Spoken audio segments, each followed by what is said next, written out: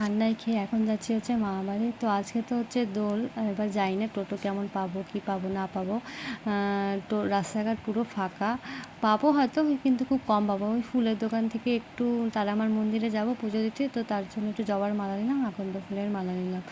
তারা আমাকে ওই জবার মালা দেবো আর শিব ঠাকুরকে আকন্দ ফুলের মালা দেবো। অনেক দিনের ইচ্ছে ছিল, তাই ভাবলাম যে না আজকে দিয়ে দিই।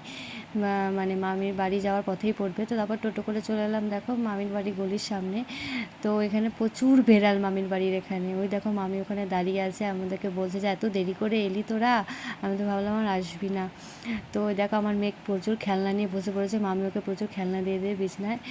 আর আসলে না বেশ কিছুদিন আগে মামির হাত ভেঙে গেছিলো, তো অপারেশন হওয়ার পর আর মামিকে দেখতে যাওয়া হয়নি বাড়িতে।